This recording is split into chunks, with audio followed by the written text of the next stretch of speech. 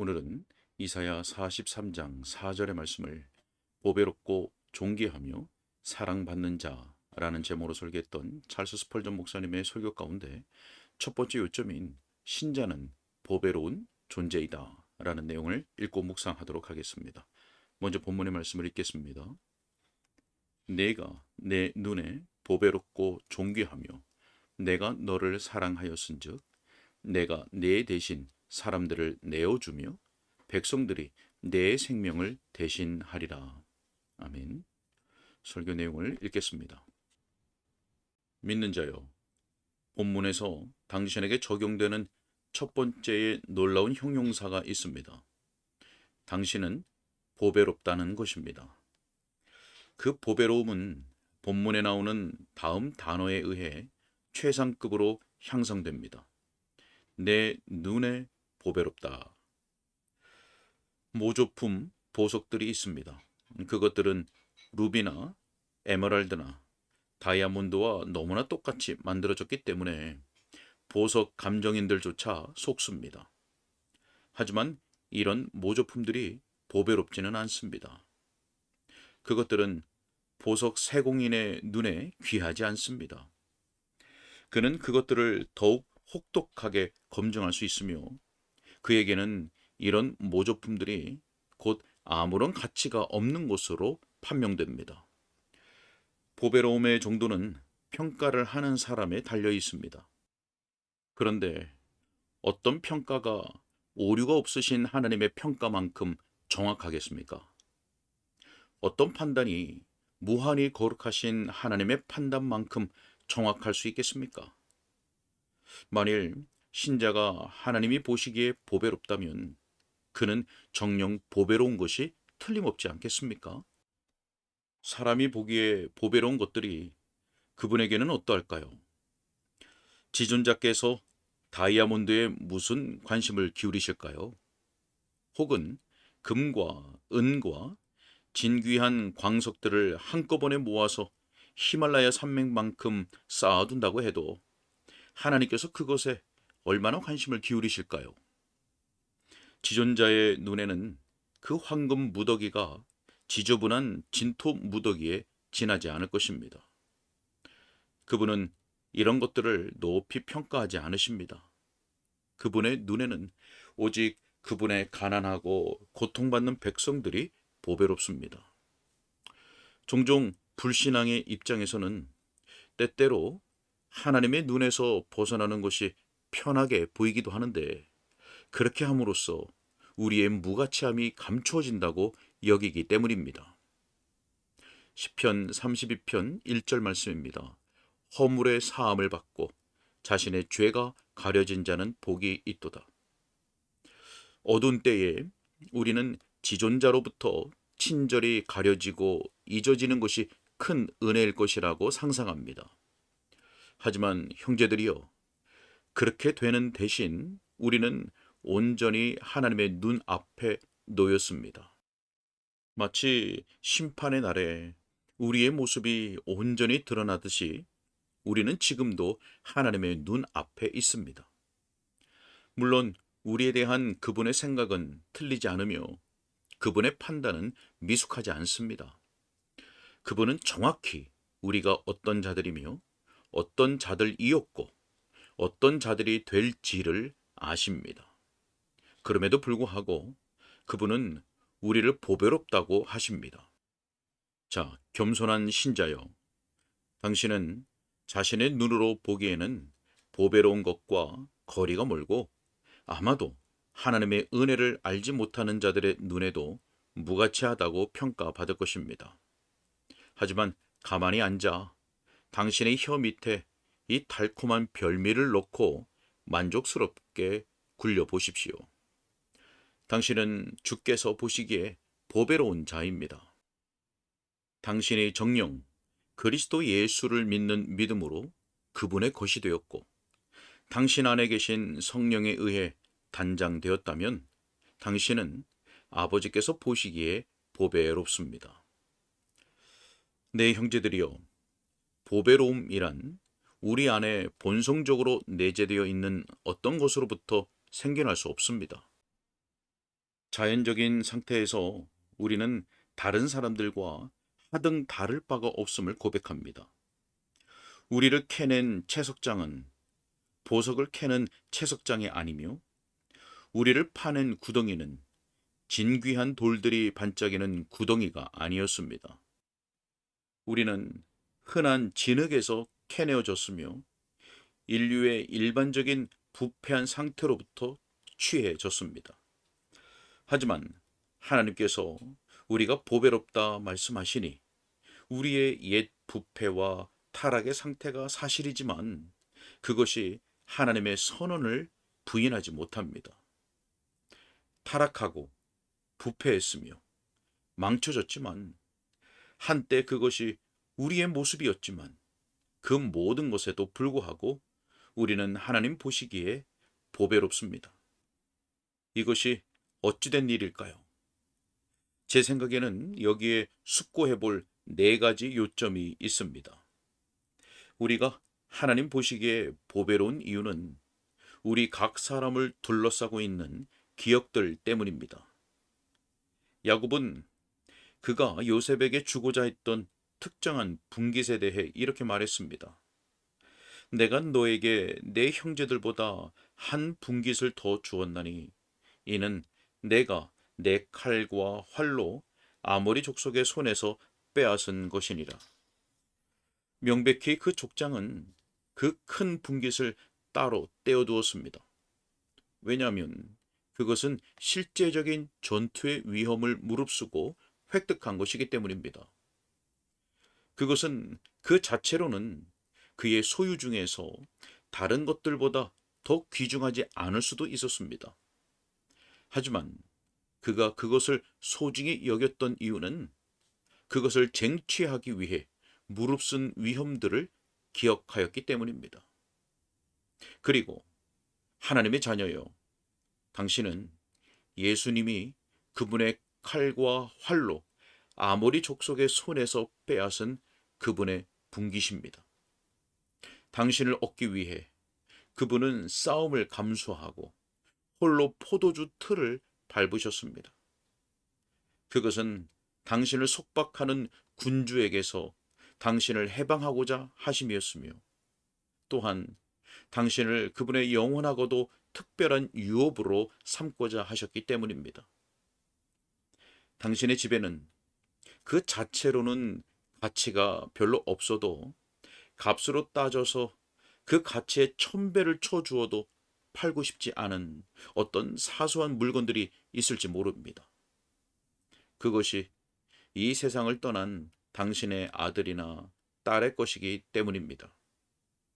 이 작은 기념물은 당신의 사랑하는 자녀의 어떤 용감한 행동이나 너그러운 행동과 관련되어 있습니다. 그러므로 그것은 비록 그 자체로는 아무것도 아니지만 당신은 그것을 매우 귀하게 여기는 것입니다. 사랑하는 형제여, 이제 당신은 하나님 아버지께 종의 형체를 취하여 사람들과 같이 되셨던 구주의 자기 피하의 기념물입니다.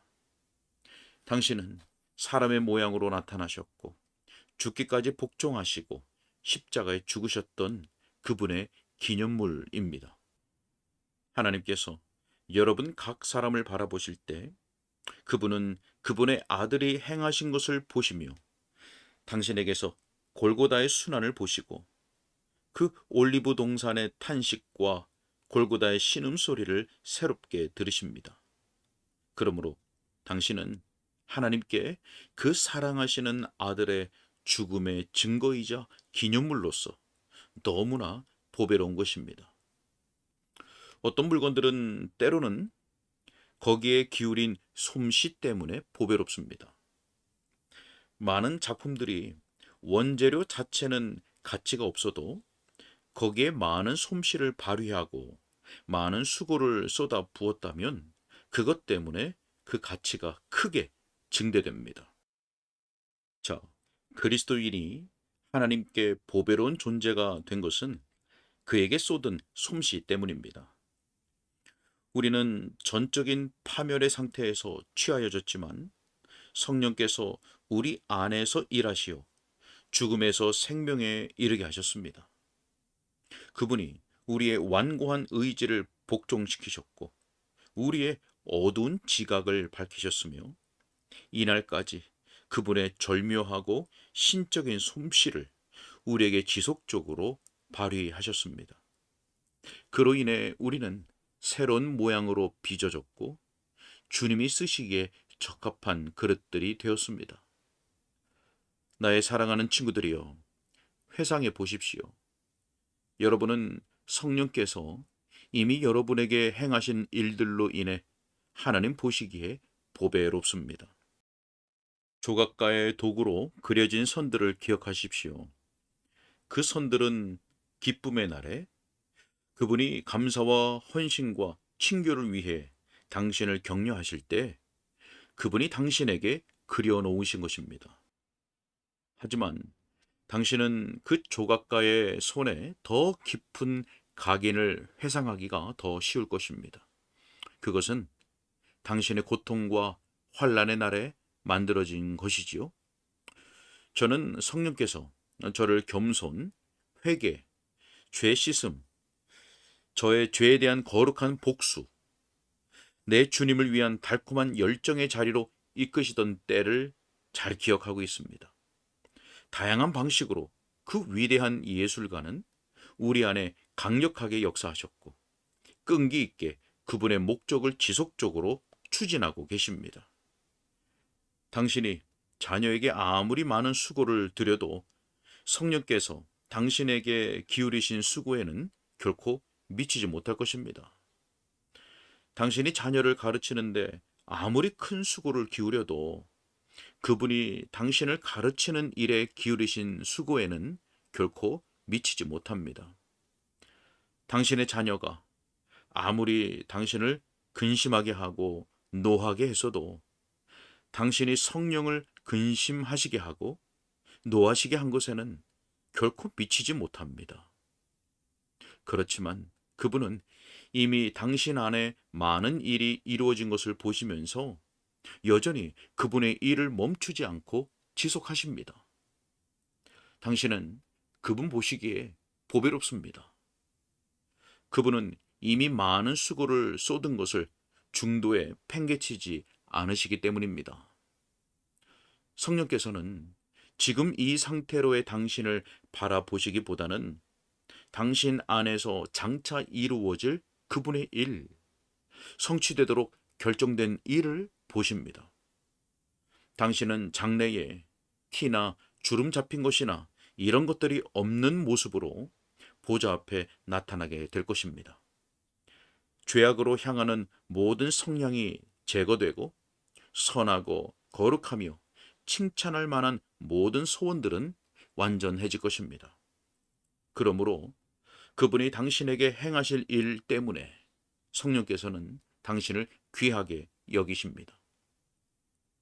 자, 어떤 물건들은 그분의 독특한 양식 때문에 보배롭습니다.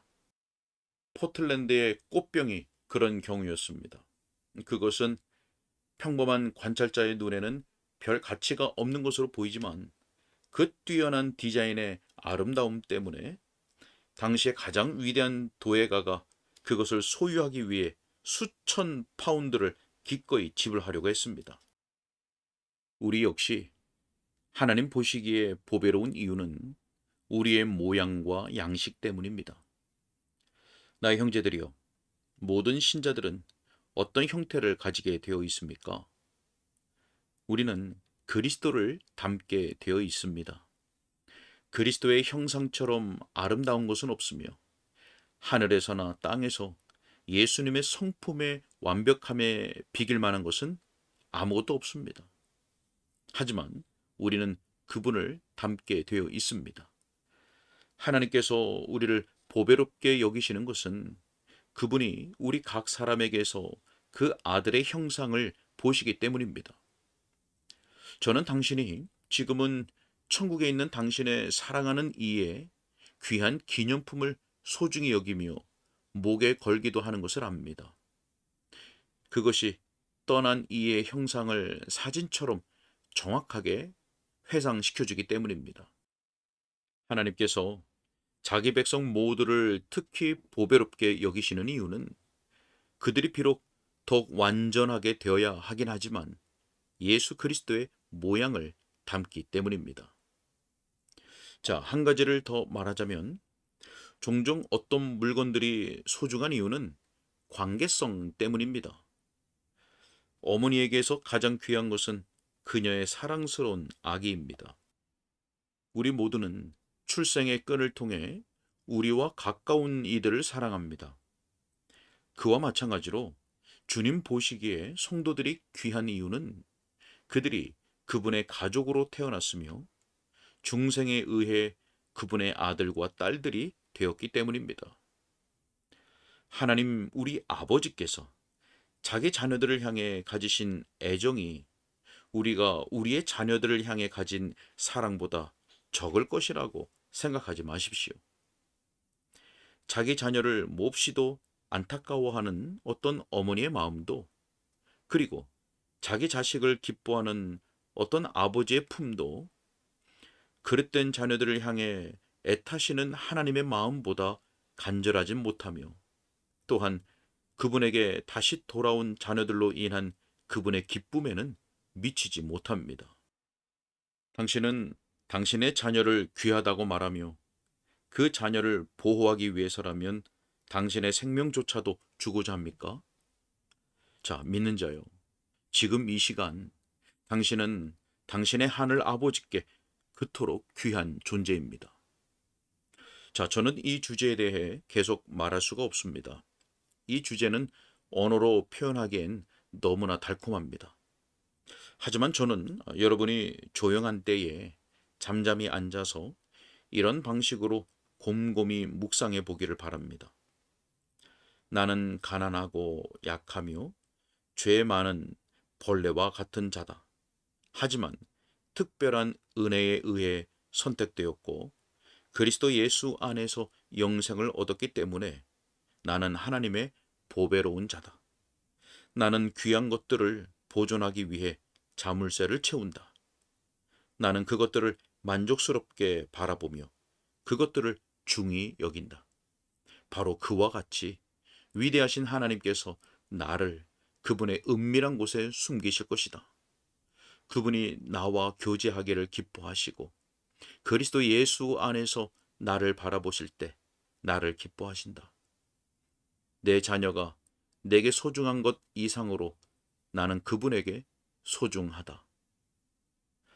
자, 비록 여러분은 아주 가난하고 혹은 심하게 박해를 받을지라도 여기에 여러분을 위한 위로가 있습니다. 아마도 한나처럼 여러분은 날마다 대적자로부터 조롱하는 말을 참아야 할지 모릅니다. 그가 당신을 크게 격동시키며 괴롭게 합니다. 그때 이 진리로 위로를 얻으십시오.